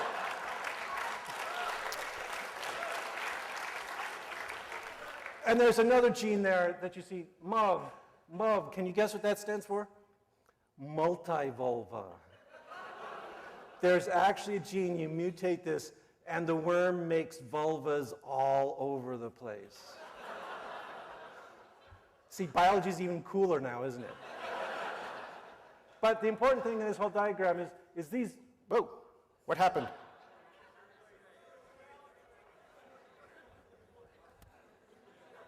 Okay, something funny is going on. Come back, come back. As you might guess, to make a vulva takes coordinated action among multiple cells to assemble. They have to make the inner lining, they've got to make the outer supporting cells, they've got to make skin surrounding it. You know, a skinless vulva, not exciting. So you've got to have all these pieces in place, and all these genes have to interact. And what this is showing, it's called an epistatic diagram, and it's showing all the interactions between these cells and genes. So all these cells have to talk to each other. The anchor cell up there is a key cell that says, okay, all the cells next to me, you are supposed to make the vulva, and the cells over here make the other bits of this region. And so there's a set of interactions that affect these various genes in there. So we worked this out in great detail. We know that genes talk to each other. Here's another example. It's a little less titillating. This is how you make endomesoderm in an echinoderm. Okay, those of you who are titillated, I want to know who you are. Oh, okay, kinky stuff, yeah. Anyway, so what this is, it's the same thing as the last diagram. What it illustrates is that all these genes have to interact with each other. They have to send signals to each other. You have to turn on one set of genes if you're going to make mesoderm. You have to turn on a different set of genes if you're going to make endoderm. So all these genes are working together to assemble this elaborate structure. And what it's showing is that when you compare different species, you see very deep similarities, and you also see key differences, which is kind of nice. But anyway, what this is telling us, all of this is telling us, is that yes, there is a secret language of the genome. Genes have to be switched on and off, and the question is how. And the answer is that genes have these things, which, so what this is an illustration of a piece of DNA wrapping around up there. This over here is the enzyme that makes messenger RNA. So if you hold up one of those pink regions over there, remember those pink things and I said that there was an enzyme that had to land on one end and scoot along to make the messenger RNA? That's the enzyme. Why does it land there? Well, it's only going to land there if there are signals there that say this is a good gene to turn on. So there are a set of things called promoter elements and enhancer elements that may be scattered all over the place. They can be many hundreds of thousands of bases away from the gene itself, and they all got kind of fold around, and they bring these proteins around, and that encourages the enzyme to land there and start making it. And if the cell lacks some of those proteins, the gene is turned off. If it has proteins that interfere with binding of the enzyme, the gene is turned off. If it's got the right combination of proteins there, it turns on the gene. So what this is telling you is that there's a bunch of interesting stuff that's not part of the coding region, that's not part of the pink region of this diagrammed DNA. It's somewhere floating off beyond, and it's scattered around, and that's important in regulating genes. Now you might ask, how much of the genome is dedicated to that? Okay, we described 1.5% as belonging to coding regions, the pink stuff. You might be asking, how much? Is it 98% that's involved in this kind of coding? And no, I'm afraid it's not. It is about 3%. Okay, so 1.5 is coding. 3% is this important developmental function of regulating, switching genes on and off. We're up to 4.5% of the genome accounted for and doing something. Aren't you proud? Okay. There's also some other regions of the DNA that are important. Biologists here know this stuff. There's things like ribosomal RNA, transfer RNA. There's a lot of really cool stuff being done on microRNAs right now, which seem to affect expression. But all of these are small little regions that may be present in many copies. So like tRNA is present in 4,400 copies, but it's only 100 base pairs long. That would be 2 inches on my little rope there. So they don't add up to much. When you add all of this stuff up, all the stuff that's functional, that we know is functional, we got a grand total of 5% of your genome is not junk. Okay, at least 5%. Maybe there's more that's functional. We don't know. We got to ask. We got to probe around and figure out, okay, what does the other 95% do? We've got some answers. So I'm going to talk about another case. This is something we know what it does. It's not very exciting, though. And this is structural DNA. So this is an example. What I've got illustrated up there, there's a chromosome. And chromosomes have recognizable morphology. They have a region somewhere near the middle called the centromere, and this is a region that's grasped by various proteins during mitosis and meiosis. It's kind of like the handle on the chromosome that the cell uses to manipulate it and push it around. And then at the very ends, there's these things called telomeres. And let me just talk about telomeres for a minute. Telomeres, when you actually zoom in and look at the molecular sequence, there's a typical telomere sequence. TTAGG, TTAGG, TTAGG, TTAGG. Have you memorized this yet? Okay. That's what you got repeated over and over and over again. What is this stuff doing? We know what this stuff is doing. And it's kind of embarrassing for the cell to admit this. Here's what goes on. When the cell goes through replication, when it actually duplicates its DNA, it's got an enzyme that scoots along DNA, makes more DNA, okay? This enzyme is buggy. It gets to the end of the chromosome and it screws up and doesn't copy to the very end. So every time there's replication, the chromosome gets shorter and shorter and shorter. Now, some of you might be computer programmers, right? Anyone, any computer programmers here? Yeah. Okay. Even if you just taken an introductory computer science course, you know there's a very common function that you might want to implement in your code, something to duplicate an array. You want to make a copy of an array, so you have 2 copies of the array. And you know that, what if you wrote your program to do this, and what you found was that every time you ran it, it duplicated the DNA, but you had a bug in it, so it didn't copy the last little bit of your array. Your boss would fire you, right? He'd say, no, you're incompetent. That's so basic, you should be able to do this.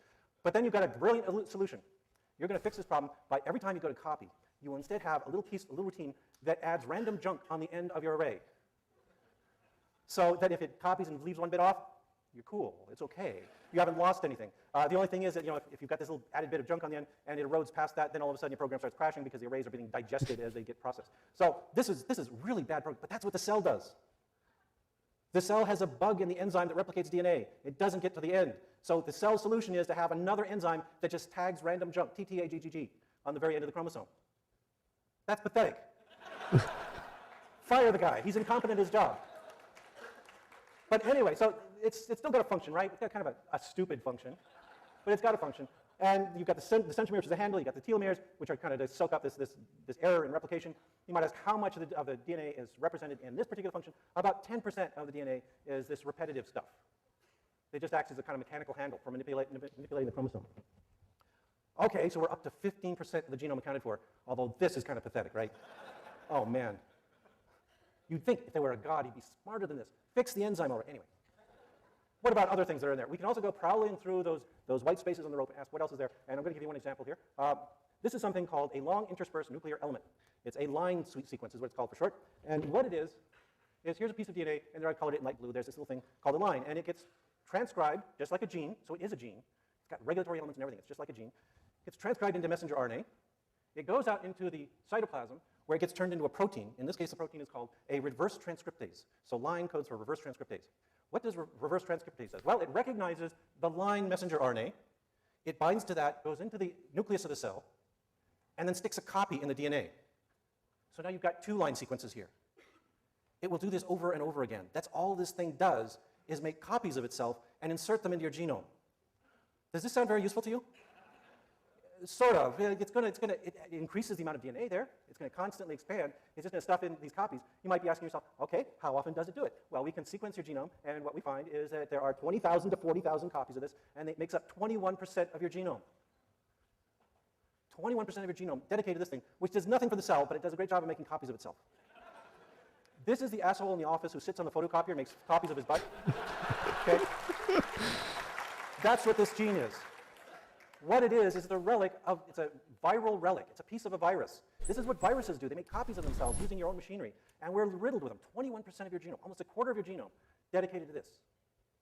So this is a parasite. It's parasitic DNA, classic parasitic DNA, and a huge chunk of your genome is dedicated to this. Here's another example. This is something called a sign, which is short interspersed nuclear element. And what the sign is it gets copied into messenger RNA. That messenger RNA goes out into the cytoplasm. And then remember the reverse transcriptase made by the line? It's floating around. It recognizes the sign. The sign sequence tricks the reverse transcriptase into making a copy of itself in the genome. This is a parasite of a parasite. So it's just making more copies of itself. It's a little short sequence, though, so it doesn't add up too much, you would think, except that it just goes nuts. It makes so many copies. Your genome contains 1,500,000 copies of sign sequences. 1.5 million copies of this thing. You've got 20,000 genes. 1.5 million copies of this. Something's out of balance here. This makes up 13% of your genome. Kind of impressive, huh? This is a really disgraceful office. Okay, lots of wastage going on here. Here's another example. These are called endogenous retroviruses. And what these are genuine, complete pieces of a virus. It has 3 genes in there. There's a GAG, which it's an enzyme that makes a sugar on the outside of the virus. It's got a POL, which is a polymerase enzyme that makes the enzyme to replicate the viral genome. And it makes this N protein. It's a coat protein, envelope protein. So this is the complete assembly pieces to make a virus. Obviously, viruses aren't good for us, right? But they're lurking in your genome. They're thriving there right now. And in fact, there's about 450,000 copies of endogenous retroviruses in your genome, which makes up 8% of your genome. Are you getting the message yet? We know what a lot of that white stuff is, and it's garbage. Here's another one. These are called DNA transposons. And what a DNA transposon is, it's kind of a poor man's version of that line, because it doesn't make duplicates of itself. What it is it's a jumping gene. All it does is bind to some sequence elsewhere in the genome and cut itself out of the original location, put itself in the new location. So these genes just kind of hop around in the genome. They're bad for you because they cause mutations. Okay, that's basically another mechanism for getting mutations. And you might ask, how many of those do we have to deal with? We've got 300,000 copies of those. That's 3% of your genome right there. So we can add all this up. So we know that 45% of your genome, adding up all those categories there, is known parasitic DNA. Please call it junk. It's junk. It's not functional. It's not to your advantage to have this stuff. 10% is structural DNA. Thanks, Sigma. 5% is functional. That's the coding sequence, the regulatory sequences, tRNAs, all that kind of stuff. 8 months, so we can account nice. for about 60% of the genome, and about half of it is garbage. Now, there's that remaining 40%. We don't know. We're working on it. That other 40% is job security for molecular biologists. And scientists are working their way through it. And we can make some predictions based on past performance. We can say, okay, what we expect to find is that most of this will be garbage. It won't be functional. It'll just be random sequences. We already know, for instance, that another 1.5% are pseudogenes. These are broken genes that no longer function. There will be some surprises in there. There will be some fragments of that DNA that actually have function. And every time one of those is found, the creationists will announce, aha, we were right. The genome is fully functional. You have just found 0.001% of the genome that does something. Therefore, all of it's functional. But that creates an additional problem. And this is the last bit I want to leave you with. This is an open question. This is something that Ryan Gregory invented. It's called the onion test. So let's say you do find something that's functional out there in the junk. Now you have to explain it. What does it do? And the onion test relies on this observation. There's a number of species of onions. And one species here has 2 times the amount of DNA we do. We don't have the most DNA. I know, your competitive instincts are right now thinking, can I become polyploid? No. So this one onion has 2 times the amount of DNA we do. There's another one that has 10 times the amount of DNA we do. Why? Well, it doesn't have any more genes. What they have is larger variable amounts of junk, the stuff that we've been talking about, some of which may be functional, some fraction of which. But you have to explain, why do these 2 species have such different quantities of junk if it's actually functional? Because if you look at the onions, they look like onions. They taste like onions. Whoop-de-doo. So this is the onion test. Any explanation for junk DNA must explain why these 2 species of onion need differing amounts of it, and why they need so much more than humans do. That's the real challenge. We can find all this stuff. Why do they need more lines? Oh, I don't know. I don't think they do. So this is the onion test. You got to answer the onion test if you want to explain junk DNA. Another one that I'll point out is that's a really good point. So his point here is that if DNA isn't junk DNA, then why do these 2 onions that have all the same features, all the same parts, have such drastically different amounts of DNA if it's not junk? It seems strange that 2 almost identical shapes will have such drastically different DNA and be able to accomplish the same physical structures if DNA isn't junk. So I like this argument. This is a really good argument by P.Z. Myers to debunk Stephen, PZ Myers and Stephen Myers. That's an odd coincidence, but yeah. So I think this is a great argument by PZ Myers here, that the onion test is a great example of why DNA is definitely mostly junk. Why would these two species of onion need such drastically different amounts of DNA? This animal, the fugu. Who's heard of fugu? Who heard of it because he saw it on The Simpsons? Yeah, okay. I think that's the thing that's made it most famous is, yeah, it was featured on the Simpsons. It's sushi. It's a puffer fish, and it makes a toxin, and it's very difficult to prepare, and all this kind of stuff. And it's supposed to give you a nice tingly flavor, and sometimes it will kill you because it's a deadly nerve poison it makes. So if it's improperly prepared, it can kill you. But that's not what scientists like about it. The cool thing about it for scientists is it's got a tiny genome. Its genome is only 390 megabytes, or 390 megabases, excuse me, whereas ours is 3,300 megabases. So there's a huge difference. Why? When they sequence the fugu, what they find is fugu has managed to get rid of most of its junk DNA. It's greatly reduced the quantity of that white stuff in the rope. And it's not harmed. It's doing just fine. In fact, it's better than fine. It's killing people. It's only this big, which is kind of cool, as well as being flavorful. So here's another question then. Dan Silverman, his genome size. So his genome size is 3,300 million bases. Fugu's is 390 million bases. So can you account for the fact that Dave Silverman has 8 times as much DNA as Fugu? It's a great mystery. I don't know what he's doing with it. That could be. Yes, God has purified them and removed all the junk from their genomes. Anyway, so I've been kind of hammering on this for a while. We've hammered it enough. Let me conclude. So remember what William Dembski said back there at the beginning. He said this: thus, on an evolutionary view, we expect a lot of useless DNA. Prediction 1. If, on the other hand, organisms are designed, we expect DNA as much as possible to exhibit function. Prediction 2. Which of those two is true? 1. We're done. Right?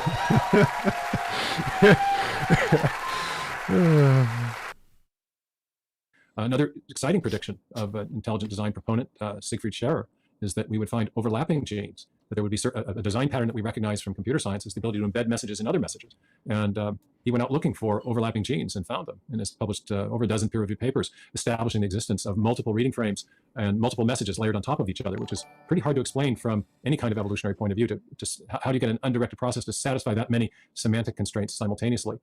We've got projects on what are called waiting times. We have a project on orphan genes, which is another interesting phenomenon that's predicted by intelligent design, but is completely inconsistent with a Darwinian view of things.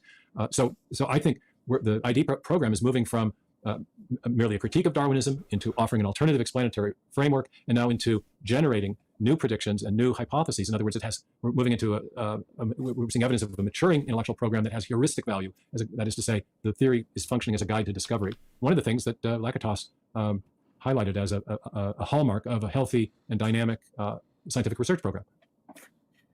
So if I could switch back, Arjuna, did you have something? There's a few questions we could go through. Okay, I'll stow mine for now. All right, there's not so many. So I guess the argument would be science needs to presuppose a mechanism for an explanation. So what mechanism did God use to create life, and how can we know it? And that's a common question. I think that mechanism is a special case of causation. There are causes that are mechanical. There are causes that are mental. Agents cause things to happen by virtue of their choice and action. And so intelligent design does not propose a mechanism by which God created the universe, or by which intelligent agents generate information generally. We can know that intelligence was responsible for, say, the Rosetta Stone, without knowing whether the scribe used a chisel or a hammer or a sharp rock or something else. We can often know, we can infer the action of a cause without always knowing its mode of what Aristotle would call its efficiency. We don't know necessarily the mechanism always. So we can say we don't know to the question of mechanism, or say, here's another take on that. You just asked me a question. I know that the question came from your mind. You conveyed information in a discernible way. You caused sound waves to oscillate and so forth. But what triggered my awareness of the mental causation was your use of established English syntax and grammar. And so I know that your mind was ultimately responsible for what you asked me, but I don't really know how mind affects matter. This is what's called the mind-body problem. We don't know that for human agency. And so we can infer that a mind played a role without exactly knowing how or by what mechanism minds affect matter, that interface between mind and brain. So answer to that question, how did God, by what mechanism did he use? We probably will just say we don't know, but that doesn't make the inference to the activity of a designing mind, or even a transcendent designing mind, illegitimate. If I could throw something in, I kind of chuckled when the question came in, because I was about 2 hours ago in a Zoom call with 5 or 6 PhD students in philosophy of science, and we actually had a debate whether or not scientific theories needed to postulate a mechanism. And the go-to example is, of course, Newtonianism, the sort of paradigm of a scientific explanation. Newton didn't have a mechanism for gravity. He absolutely did not have a mechanism. He was opposed by the mechanical philosophers who believed that you had to have a mechanistic cause for a theory to be legitimate. I mean, Newtonian physics is the paradigm example of a legitimate scientific theory, and was so for hundreds of years. But we have a bad history of science thinking that Newton was the architect of the mechanistic universe. In fact, your earlier quote is the one that's apt, hypothesis non fingo. To bring it more up to date, Stephen Gould used to bristle at the idea that punctuated equilibrium wasn't a legitimate scientific theory because he lacked a mechanism for the evolutionary changes that he postulated. He said you can know that something has occurred without always knowing how it has occurred. And you could have a theory about, you could have a theory that affirms that something happened, or in a certain way. For him, it was the abrupt appearance of new. I'm a big fan of this hypothesis non fingo thing. I think it's a good example to explain my morality and the fact that you don't need to posit a mechanism for morality. You just can describe the patterns. And so it's perfectly legitimate to describe the patterns to build a hypothesis. But you definitely need some new kind of evidence to say it's caused by something. So that would be the difference here between my morality and Stephen's model, because Stephen is positing there is a thing there. A God did it. Whereas Newton doesn't say, I don't know. Newton says, I don't know what gravity is. I don't know what's causing it. And I'm saying, I don't know what morality is. I don't know what's causing it. So the difference here is that Stephen is saying there is something. He's saying there's a mechanism. It's caused by the Sky Daddy. And so his comparison here to Newton and the hypothesis non fingo doesn't work, because he's saying he does know what's causing it. It's just not specifically, but it's this intelligent mind thingy. Intelligent mind thingy caused it. So it doesn't work to say you're not presenting a hypothesis, because you are presenting a hypothesis. Sky Daddy mind is your hypothesis. The fact that you don't know particularly how the Sky Daddy mind did it doesn't change that it's still a hypothesis you're presenting. Fossil forms in the fossil record. He proposed a mechanism called species selection, but it was roundly rejected by his colleagues as inadequate. But he said that doesn't mean that punctuated equilibrium as an overall framework is not a legitimate scientific theory for understanding the history of life. So this is, again, an attempt to universalize a feature of some systems or of some theories, and to require that feature to be present or applicable in all theories. And it's again, this is a false equivalence, because Newton didn't say there was this thing that caused it. He's just saying here's a pattern in the phenomenon we see. If you're just saying here's a pattern in the phenomenon we see, then you're right. You don't need like falsifiability or whatever. You don't need to posit a mechanistic cause here, because he's saying, I don't know what the cause is. But Myers is saying he knows what the cause is. It's a mind. It's an intelligent mind. So if you're claiming to know what the cause is, well, then yeah, you do need to propose a mechanism, because you're saying you know what the cause is. So it's, again, a false equivalence to compare this to Newton's theory, which doesn't say what the cause is at all. I think, again, it fails to capture the diversity of methods and the diversity of things that scientists are doing when they're trying to understand. Untangible, how is God not a Sky Daddy? Is he the father of humanity? Is he like above us, above the clouds? Yes, he's Sky Daddy. Natural world. It's also, again, trying to settle the debate by reference to an abstraction rather than by reference to the relevant evidence. Well, it has to have this characteristic, or I'm not going to think about it. At the end of the day, I think the demarcation program is a product of some intellectual laziness. Arpit, who asked the first question as a follow-up, but then it is unreasonable on the part of ID proponents to ask for the mechanism behind the naturalistic emergence of consciousness from matter. I guess you could say the same thing about the neo-Darwinian mechanism, or how natural processes evolve life. I don't think it's unreasonable to ask any question, but if you're proposing a naturalistic explanation and you don't have a naturalistic explanation or a naturalistic mechanism, then your program's in trouble. But if you're proposing a different kind of explanation, an explanation by reference to agency or mind or conscious activity, and you don't have a mechanistic explanation, your program's not in trouble, because you weren't purporting to provide that type of an explanation. That's still an explanation. Saying you have a new magical thing that's the explanation that has no evidence makes your theory worse, not better. Saying you have some mind explanation without proposing that their explanation can be demonstrated just makes it worse. So bad. But I think we're to the Q&A section now. I think this is the end of the actual conversation between Seth and Stephen. I think that's where I'm going to wrap up for today, guys. I'm going to take a nap for a bit. Be back later. Peace out. Put any videos you want me to debunk on the vid you want debunked section. Join the Discord. Like, subscribe, and stuff that other YouTubers say that I almost never say. If you donate to Patreon, PayPal stuff, please. Money, please. All right, I'm going to